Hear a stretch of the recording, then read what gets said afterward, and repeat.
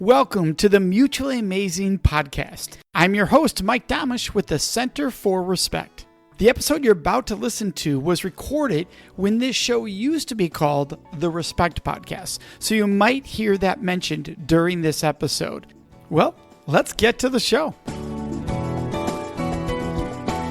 And welcome to this episode. Today we have Abigail Manning.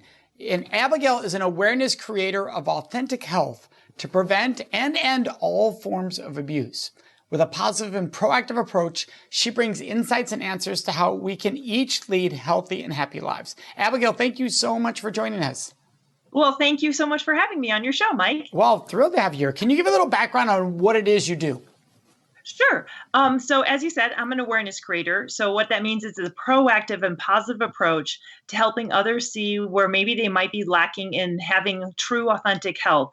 And the whole reason behind it is because I came from childhood abuse by both of my parents and domestic violence as an adult. And as an 8-year-old, I took a vow in front of a mirror to end abuse. And so this is my next chapter of life, and this is my next mission, is to help others learn the lessons that I have learned, but hopefully a lot easier and faster, quicker, and with a lot more positivity than the way that I learned them. And at 8 years old, you looked into a mirror and said, I'm going to end this pattern. I'm not going to let the cycle repeat, is what sort of sounds like you described there. I'm going to make a different path for myself. Where does that come from at 8 years old?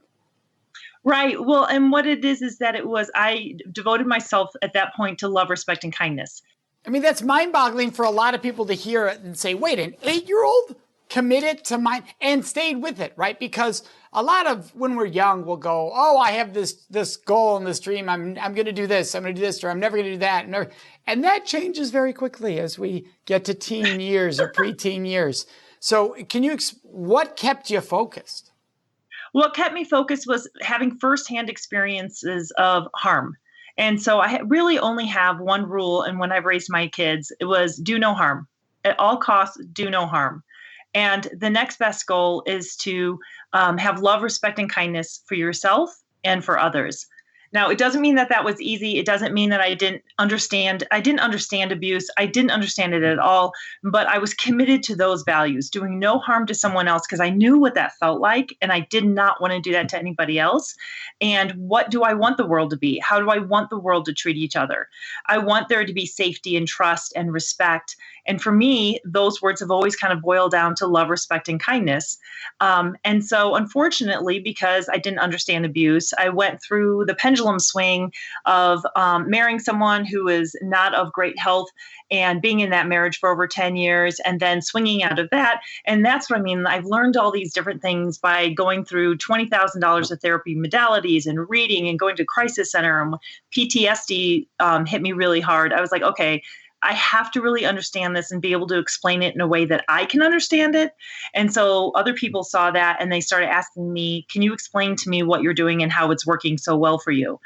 So from that, I started this company, Create Awareness, Change Lives, where we go and we speak and we do workshops and training and keynote speeches and things like that to help others learn what I did along the way, hopefully way back at the early stages and signs of unhealth and disrespect. So we can stop it there and make it into something positive and proactive for all of us. Well, I appreciate your openness there because while at 8 years old you made the commitment, it took 20 plus years to figure out the journey, right? Which is true of a lot of us. I mean, in a do no harm philosophy, which I'm a big believer in, when I teach my all-day workshops on how to do training on sensitive issues, we talk about do no harm. At the same time, you have to also make sure that you're not doing harm by doing no harm, because that can actually happen. You can think so much about, I don't want to harm anybody in the room, that you do harm at the ability to impact and to teach and to connect because you're so working in fear of not doing harm. And that's not what do no harm means, but that's what people can interpret it to mean, and you can live it. It sounds like you went through some of that in your own personal life. Correct. And I agree that you can't, and we're not a world where we have to be, I don't want to be in a world where it's overly polite. One of the things that we are is transparent. Transparent can be firm, it can be direct, it can still be polite and kind, but it's no longer a doormat and you don't withhold information. So I help people.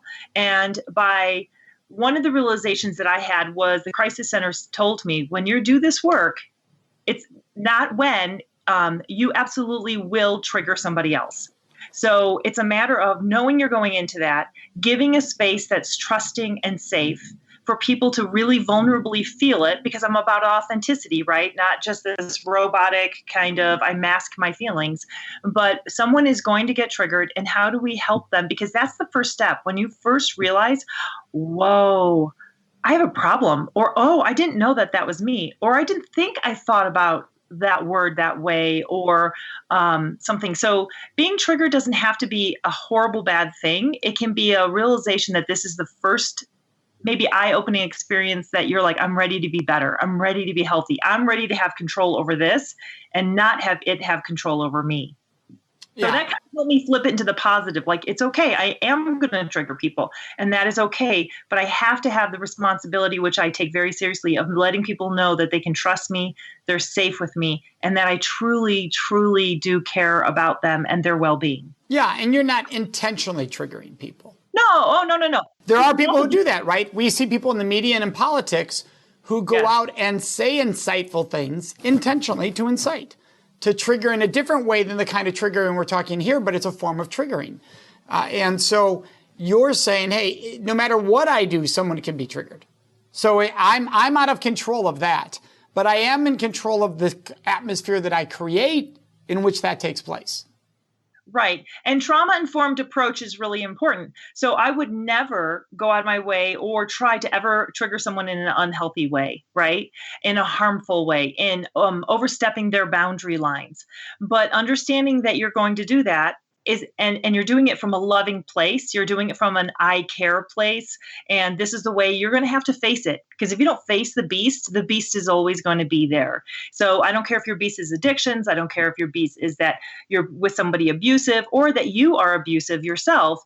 You've got to face the beast in order to stare it down, understand it, and be able to walk away confidently from it. And you can do all that in a very healthy way. So the question is always, am I being helpful and healthy, or am I being hurtful and unhealthy? That's my measuring. And hopefully I'm never hurtful to somebody, and I'm always being helping and healthy for them. How do you help somebody? How are you supportive of someone? You had once, we get suggested questions for our shows. And the one question is, how do I treat people who have been through abuse with respect and not pity? So how do I give that person that respect and pity? Because we see it all the time. In my line of work from the stage, I'll tell people the number one mistake I see people say to survivors is, oh, I'm so sorry. Yeah. Which is meant as loving and caring, completely comes off as total pity. Like, I'm so sorry. And it feels like, I'm so sorry that happened to you. It didn't happen to me, but so sorry it happened to you. And how you know it's pity is because the majority of the time, the survivor will respond with, oh, it's not your fault. Which means they're now counseling you for your reaction to them, which tells you it was pity. That's a dead sign that they felt pity right there. It was not a moment of empowerment. Correct. And it's interesting. I've never thought of pity in that way. And what I want to do is help both sides. So when someone really cares, I don't think they want to do pity. I think they don't know what to say. Correct. And that's why giving people precise words is everything in those moments. We do that in our programs all the time. Here's exactly the words you can use that can make sure that you're empowering each other in respect and admiration. What do you teach for that? Well, I teach to be authentic. I teach to be honest. I teach that being direct. So having eye contact with a person and saying something like, thank you for sharing that, or you are so brave, or I didn't know, how can I be of support? Or, oh, I mean, even to me, when I see people all the time kind of go, and so I just move on into what I do really quickly because it gives them permission not to have to respond and react, because we all feel like, oh gosh, none of us want anybody to be abused. So if you can just come back with, wow, I didn't know, how did you get past it? I mean, go to the positive. What could I do to help somebody in the future? Is there anything specific I can do for you? And that's the number one thing. People don't know how to respond. You don't have to know how to respond. Just be yourself. Yeah, and if you can learn language that can help you be comfortable in that, then use it. Like we teach the same thing. We teach thank you for sharing. We'll say thank you for sharing. Clearly you are strong and courageous. What can I do to be of support? Because that opens the door. And the reason those 3 steps are so important. 1, thank you for sharing lets the person know, oh, I've come to the right person. Because the fear is, is it okay to share with this person in this moment? That's often a fear for a survivor. Is this a safe person to share with? So when you open with, wow, thank you for sharing. Oh, okay. And then when you say, clearly you're strong and courageous because you shared, right? I mean, that's true. So that's honesty and validation at the same time. Reinforcement's a better word. But then to say, how can I be of support? They might say, oh no, I just wanted to share. Okay. But they might be like, oh, I just wish there was someone I could talk to. Oh, well, have you talked to the local crisis center? Have you talked to, and you give them options.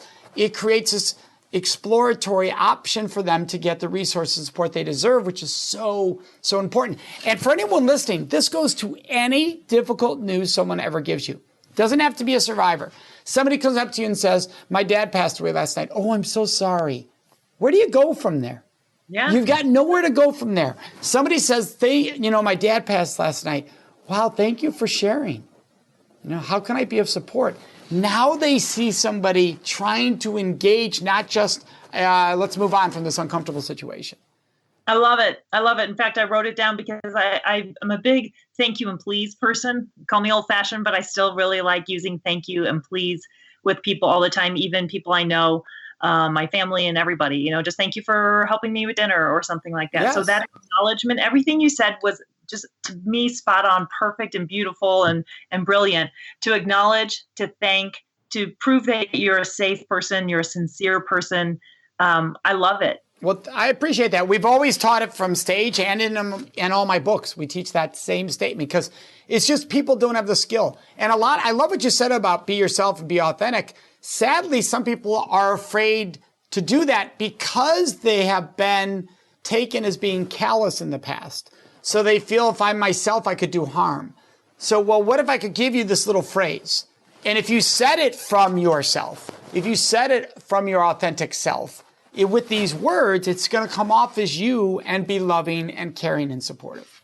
Right. And one other thing I'd like to point out real fast, Mike, is that the person who has the difficult thing to explain, like you said, whatever that happens to be, a death in the family, coming out for the first time talking about abuse or something like that, that person is coming from a place where they've already been shamed, blamed, judged, isolated, ridiculed, minimized, all of that. So they're kind of, at least in my case, I was very nervous and I would watch people. And the moment that they would kind of look at me like, oh, like that, shut it down.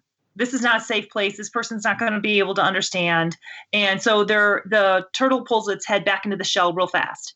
So just know that when someone comes to you, it's an act of bravery. When someone looks really strong on the outside, or you see them as being very strong or successful or capable or confident, we're all the same in the inside. It's really scary to come forward. And strong people, I know, because I've been called a strong person more than once in my life. It's scary to feel weak. It's scary to feel not in control of how someone's going to respond to you. Not that we can control it.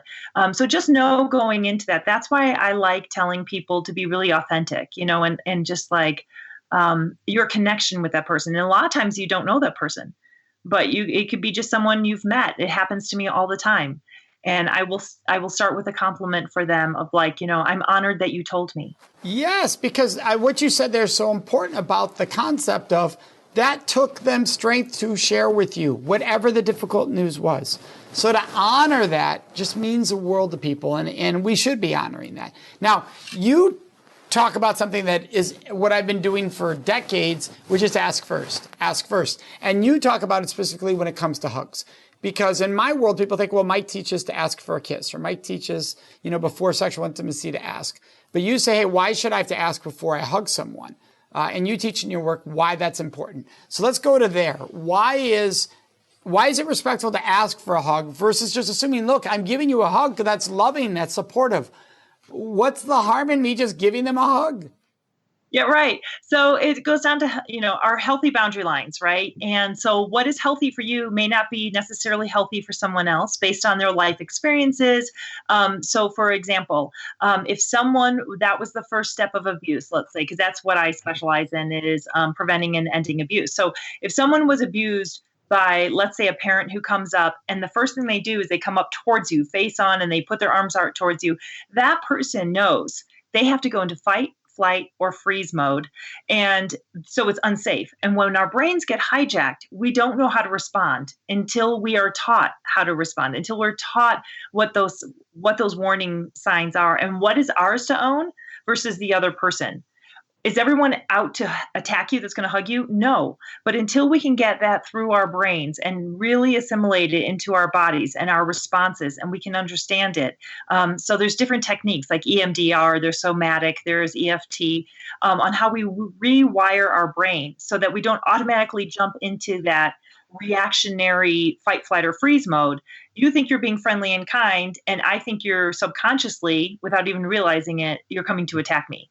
And because some people bury, especially childhood abuse, so far down, they don't even know that that's what it's related to. Yes. The word that we often don't discuss here is grooming. This is how the predators often groom their victims, right? And those who would go on to become survivors. And so for anyone who's listening, what that means is if a predator will start with the hug, and they'll get very comfortable with that hug, and they'll make that hug a little tighter and a little longer. And then they move to touching and they move to other things, but it all began there. And so for the survivor, especially if it has not been addressed, if it is down deep, there's an immediate moment of that's where it all started. And now this person's starting it all. And like you said, I love that you said that they might not even be aware of this because subconsciously this can happen. And people go, well, that's not I'm not supposed to know what everybody else has been through. And I mean, that's just political correctness gone awry. You are about to touch another person's body. If you're going to touch another person's body, it is on you to respect the possibilities of how that could impact them because it's their body. That's not like you're just saying something from across the room, which can be harmful, but you're literally going to engage another human being's body in some form or fashion. And so there's three spaces. There's our professional or public space. Then there's our personal space with our friends and stuff. And then there's an intimate space that you would share with a partner or a child or maybe an elderly parent or something like that. That's your intimate space. And we say that people aren't really allowed into your intimate space unless you want it, unless it's healthy for you. So, and why would I assume just because I like a hug that other people would like it? So I always try to, again, honor, respect. I try to respect the other person.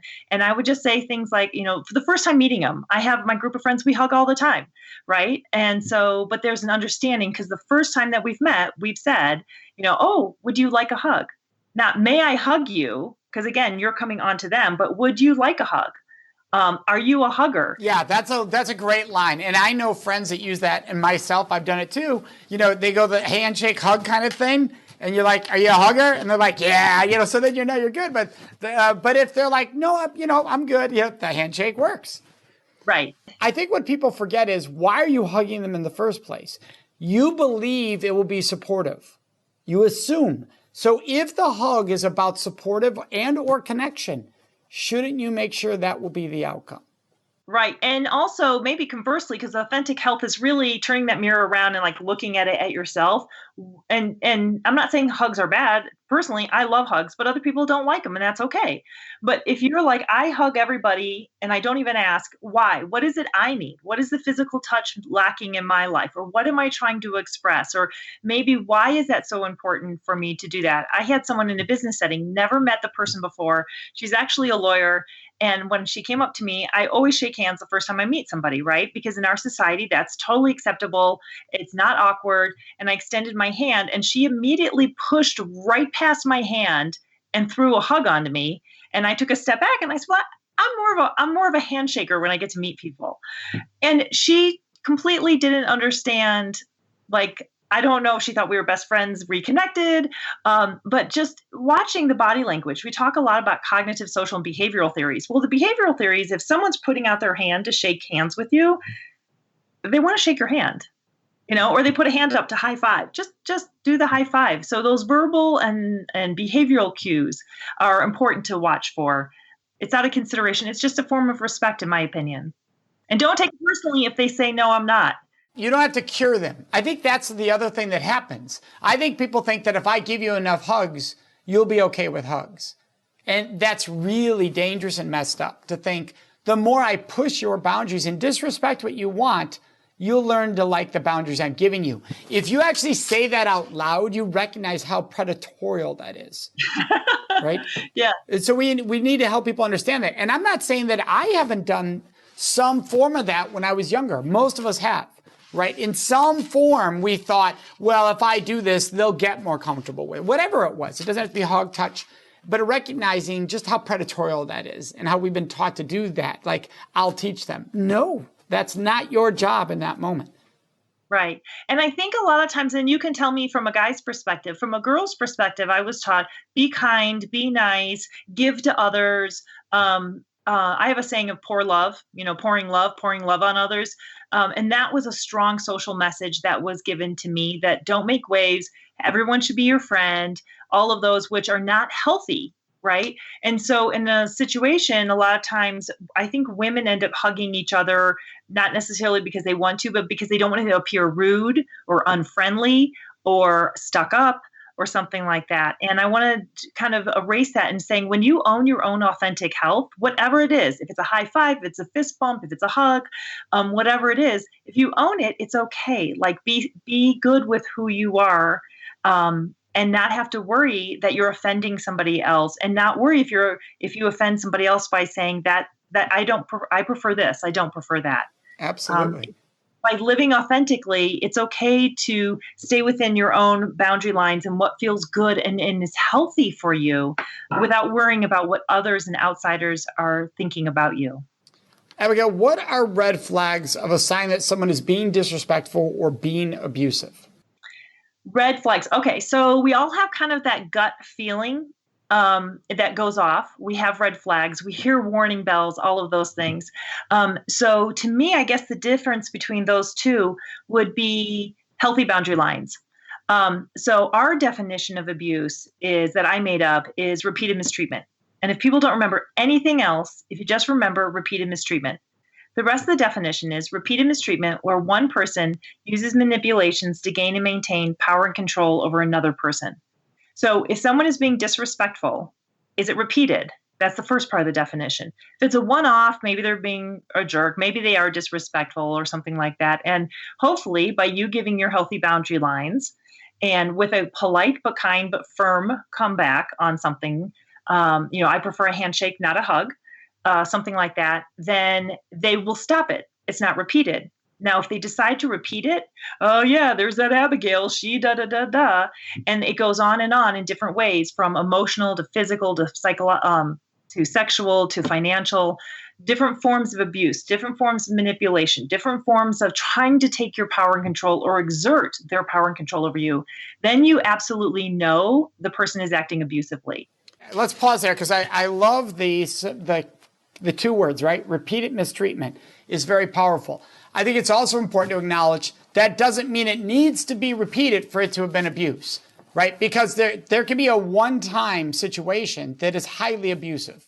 Correct. Usually what you're describing here, what we're talking about, is how do I know when a situation that I'm regularly in is one of abuse or mistreatment versus a one-time situation.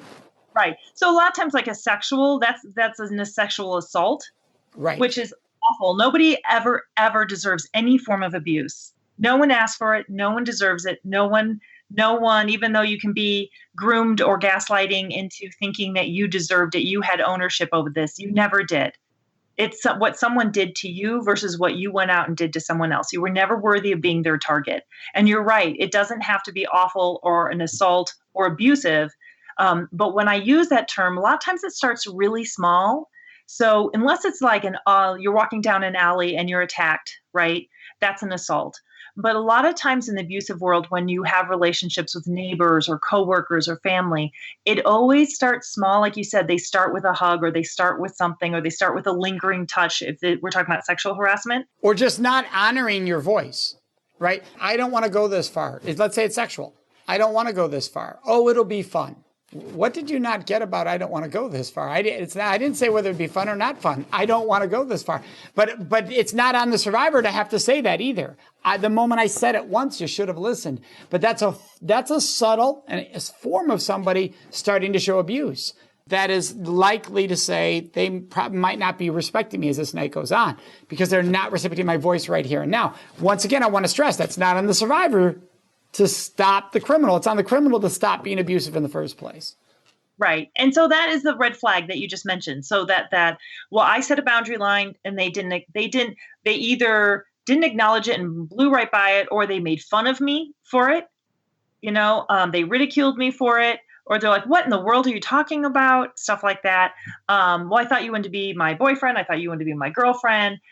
It's, just like in sexual harassment, we do some workshops for corporations and government and things like that on what's sexual harassment. And if this, then that, quid pro quo, it's the same thing. It's not honoring those boundary lines. So just kind of watch because it tends to be small. And then a lot of times someone who's abusive is very quick, very practiced. And that's those manipulations of coming back and saying, oh, I'm so sorry, I didn't mean to do that, or they have some story or something. So just watch for a pattern or really not even a pattern, because sometimes it gets a little too tricky for people to see. Just, is it repeated? Yeah, I love that statement, the repeated mistreatment. It's perfect. What is one or two steps if somebody who's listening is a survivor of trauma or abuse to help them feel respect towards themselves? Well, for me, I would say it's authentic health. Figuring out, gaining your power and control back where you can have your authentic health, where you're not looking for outside confirmation. You really know the patterns and what has happened to you, what your life experience. We're all shaped by our life experiences. So I guess the key would be, what has shaped your life experience? What has created your story? What is that negative tape or that purple thread running through you that is a lie? That is not truth, but you've read that book so many times, you believe it actually happened. You've heard that story so many times, you actually believe that's who you are. Can I pause just so I'm understanding? Yeah. Are you referring to, for instance, of victim blaming, self-victim blaming? So somebody's sitting there going, had I not done this that night, that wouldn't have happened. And they have played that tape, and that tape is causing them to feel blame? That could be their life experience, yes. Or it could be, you see, for example, really, really thin, anorexic, bulimic people, but the tape that they've been told is they're big and fat and ugly. They're on their deathbed believing that they're big, fat, and ugly when they're really not, right? So we all have our tapes. I'm not smart. You should have seen my brother. He's really, really smart. I'm not the smart one. Things like that. Like, what is your story that, my careers never work out. My love life never works out. Well, and I love adding the question to that. How's that working for me? Right. So let's say I put the story out in front of myself. I believe this. How's that working for me? It never makes me feel better. It's not working, right? This negative story I got has never benefited. And even if it benefited once, 99 other days, it bothers me. So it's a negative impact on my life. Right. And a lot of times what I'll say is break it down to simple. Is it healthy or is it unhealthy? Yeah, that's perfect. Is this going to propel me forward to the vision I have for my life? Is this going to make me a better person tomorrow than I am today? Or is this unhealthy? Is this going to continue keeping me in this loop, in this cycle, in this pattern, in this lane? If you own your life story, then you're not swayed by what people may or may not say. They can use those as manipulations. So if you think of yourself as not charming, let's say, and someone comes in your life and they're like, oh, you're so charming and you're delightful. And you're like, oh, wow. They can manipulate you because they're able to find your weakness. But when we own our own weaknesses and we own our strengths, that's authentic health. Yes. A great example is parenting. Parents who say, well, I don't want to tell my kid I love him too much. Oh, yeah, wait till the kid comes along that does tell them. Because that kid will, if they don't believe they're loved, that kid will be their new source. Versus them being their own source. Teaching them to be their own source. Yeah, like somebody should say to you, oh, you're great. And in your mind, there should be a little bit of thanks and yes. Right? Doesn't mean you have to say it out loud, or you're beautiful, or you're great, or you're brilliant. And there should be a little bit of And thank you. And yes, we should feel these things about ourselves so we don't, that's what I loved about what you said there. We don't need them from somebody else, because if we need them from somebody else, control goes over to that person to get it, to get what we need. That can be the unhealthy part. You had 3 books that you told me that you really love. One was Mindful Loving by Dr. Henry Grayson. Another was Women Who Love Too Much by Robin Norwood. And Brene Brown's books. You especially like Rising Strong. Why these 3 books? Well, I think anything Brene Brown has written, I love. I love her salty, attitude and approach. And she breaks it down. She inspired me to take what I know and break it down and simplify it and explain it in storytelling formats that make sense. And so that's been a lot of things. It helped me a lot on my path on, I couldn't stand when I opened up her book and I read the word shame. Oh, I don't need more shame and blame and anything like that. And of course, she did a big, wonderful twist on all of it. And it was really, really helping. But again, like we started the conversation with about triggering people.